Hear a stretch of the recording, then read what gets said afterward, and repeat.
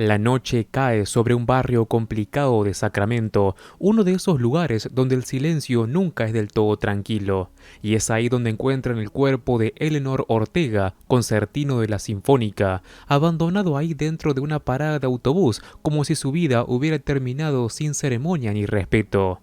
La escena está rodeada de curiosos que se acercan atraídos por el morbo, mientras la unidad de pandillas también interviene por la peligrosidad de la zona. Entre el desorden y las miradas, un detalle llama la atención. Un único pétalo de hortensia en el suelo, justo a los pies de la víctima, demasiado delicado para encajar con la crudeza del entorno. En medio del caos, un chico joven choca con Cho antes de ser empujado de vuelta tras la línea policial. Pero ese breve contacto no pasa desapercibido para Patrick Jane, que con su habitual intuición detecta que entre los presentes hay alguien que sabe más de lo que dice. Señala al hombre. Lisbon intenta hablar con él, pero el tipo huye de inmediato, desatando así una persecución improvisada. Lisbon sale tras él y le ordena a Cho que lo rodee por la otra esquina de la manzana, pero en ese instante todo se tuerce. Las llaves del auto han desaparecido. El chico que antes parecía insignificante aparece entonces dentro del vehículo, arrancando y escapando, dejando claro que nada de lo ocurrido fue casual. Mientras tanto, la investigación avanza por otro lado cuando Van Pelt y Rigsby visitan a Isabella, la mamá de Eleanor, quien está devastada por esta pérdida, rota entre el dolor y la frustración. Entre lágrimas, logra ofrecer una pista que parece obvia pero necesaria. El exnovio de su hija, Orlando Iglesias, un miembro de pandilla contra el que existía una orden de restricción. No solo eso, también es el hombre que había sido visto huyendo la noche anterior. Para el equipo, todo apunta hacia él, aunque Patrick Jane, con su habitual escepticismo, espera que no sea tan simple, porque resolverlo de esa forma sería demasiado predecible. Jane decide entonces explorar el otro mundo de Eleanor, el de la música, y se presenta en la Sinfónica justo cuando se preparan para seguir adelante con su presentación inaugural a pesar de la muerte reciente de su concertino. El ambiente es tenso, pero la maquinaria no se detiene. Constance asciende al puesto de primer violín, Ariel sube al segundo lugar, y el director, Vincent, deja claro desde el primer momento que es una figura autoritaria y desagradable. Jane, fiel a su estilo, intenta provocar una reacción, acusándolo directamente del asesinato de Eleanor, buscando que se delate, pero el hombre no cae en esa trampa. Orlando es finalmente detenido y llevado a interrogatorio, donde lejos de hundirse, desvía la sospecha hacia Isabella. Revela que fue ella quien impulsó la orden de restricción y que además había sido despedida recientemente como representante de su hija, lo que había deteriorado gravemente su relación. Según él, madre e hija llevaban semanas distanciadas y su última conversación había terminado en una fuerte discusión. La investigación da un giro más sutil durante un evento social de la Sinfónica, una reunión elegante llena de donantes y figuras influyentes donde Jane se mueve con total comodidad, sembrando rumores como si fueran semillas. Empieza a insinuar que Eleanor mantenía una relación con alguien dentro de la orquesta. Aunque al principio la gente duda, pronto empieza a circular versiones más complejas. No tarda en salir a la luz una relación abusiva entre Eleanor y el director Vincent, y para cuando Lisbon llega, el tema ya domina todas las conversaciones de la noche.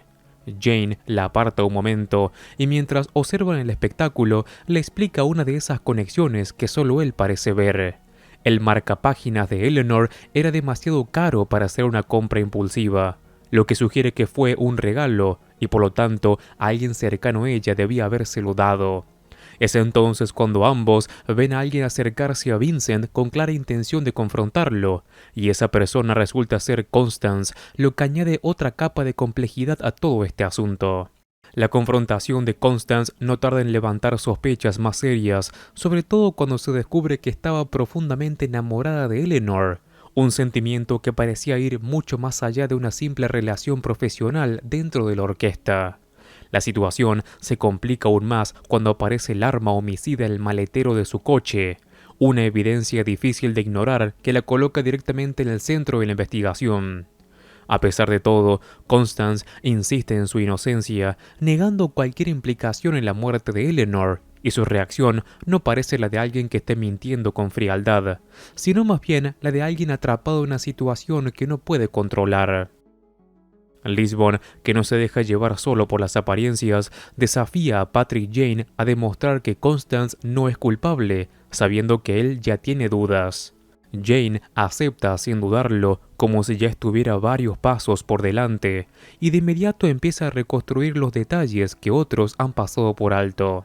Entre esos detalles, aparentemente menores, vuelve a aparecer la cuestión de las flores, por lo que le pregunta a Lisbon si en el coche de Constance había algún tipo de arreglo floral. No es una pregunta casual, sino una pieza más dentro del patrón que está empezando a formarse en su mente. Mientras tanto, con la investigación en marcha, la orquesta sigue reorganizándose. Ariel ocupa ahora el puesto de concertino, un ascenso importante que llega en medio de una tragedia, y todo parece encajar en una narrativa donde alguien ha eliminado a Eleanor para permitir que otra persona ocupe su lugar. Pero Jane no se conforma con esa explicación superficial. Junto a Lisbon, regresa a los ensayos de la orquesta, observando no solo la música, sino las reacciones, las miradas y los pequeños gestos que suelen delatar más que cualquier palabra. Es durante uno de esos ensayos cuando algo rompe la aparente normalidad. Empiezan a llegar a ramos y más ramos de hortensias, el mismo tipo de flor cuyo pétalo había sido encontrado junto al cuerpo de Eleanor. La entrega masiva no pasa desapercibida, pero quien realmente reacciona de forma extraña es Kieran, el aparentemente insignificante y discreto oboísta, que pierde la concentración y comete errores justo en ese momento, como si la presencia de esas flores lo desestabilizara profundamente. Jane detecta la grieta al instante y junto a Lisbon comienza a presionarlo con preguntas cada vez más directas. Al principio, Kieran intenta mantenerse firme, negando cualquier implicación, pero su nerviosismo lo traiciona. Poco a poco, la verdad empieza a salir a la superficie, revelando una motivación mucho más retorcida de lo que parecía. Kieran no estaba obsesionado con Eleanor, sino con Ariel. Su fascinación había crecido hasta un punto enfermizo, convencido de que ella merecía ser concertino y que estaba a punto de abandonar la orquesta, lo que para él era inaceptable. Con su mente distorsionada, la solución fue eliminar a Eleanor y culpar a Constance, asegurándose así de que Ariel tuviera la oportunidad de ascender. El plan, aunque elaborado, tenía fisuras que Jane supo explotar, y finalmente Kieran termina confesando, cerrando el caso con una mezcla de lógica y manipulación que deja claro una vez más cómo funcionan las obsesiones cuando nadie las detiene a tiempo. El arresto pone fin a la investigación principal, y mientras se llevan a Kieran, queda esa sensación incómoda de que todo podría haberse evitado si alguien hubiera visto antes las señales.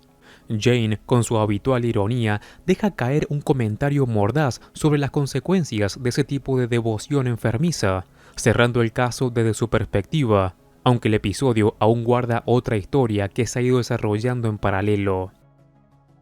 En paralelo a la resolución del asesinato, la historia del chico que robó el coche de Cho empieza a tomar forma, revelando que detrás de ese acto impulsivo había algo mucho más complejo.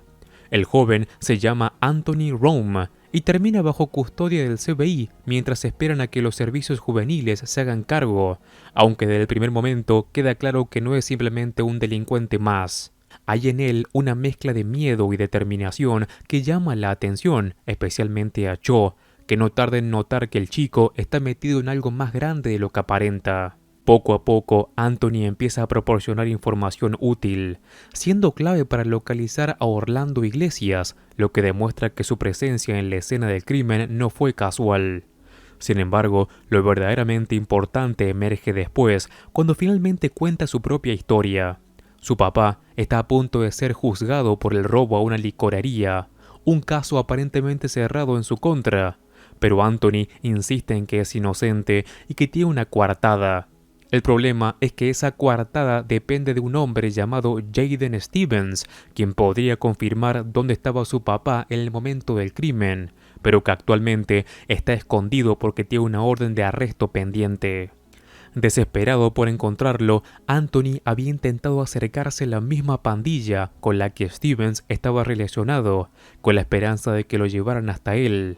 Ese intento de infiltración explica tanto su presencia en el barrio como el del robo del coche, que no fue más que un medio improvisado para seguir adelante con su plan.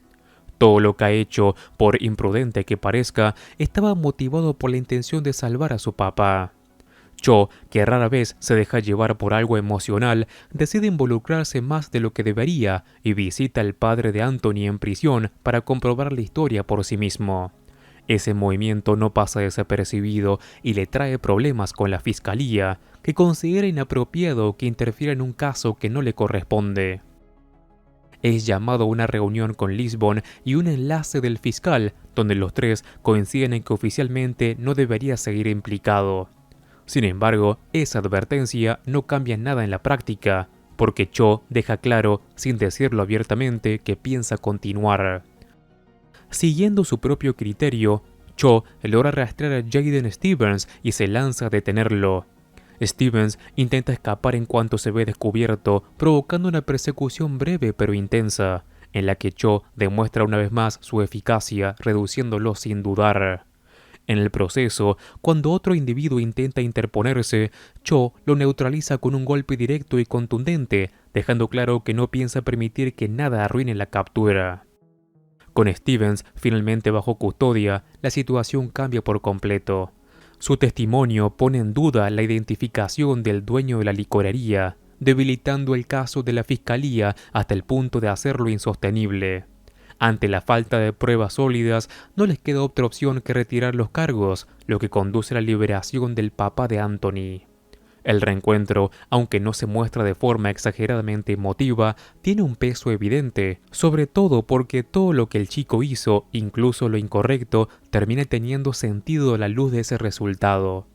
Cho, manteniendo su estilo seco, le deja una última advertencia al padre.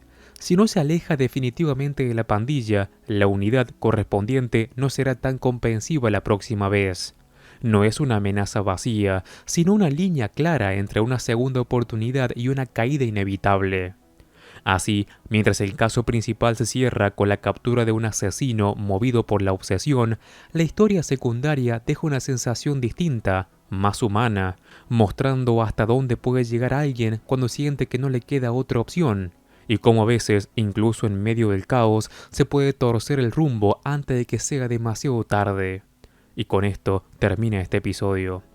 Antes de acabar con este video, y si te gusta El Mentalista, te cuento que en el canal estoy siguiendo todos los capítulos caso por caso, episodio por episodio, así que te invito a que entres y encuentres toda la lista de reproducción completa y ordenada.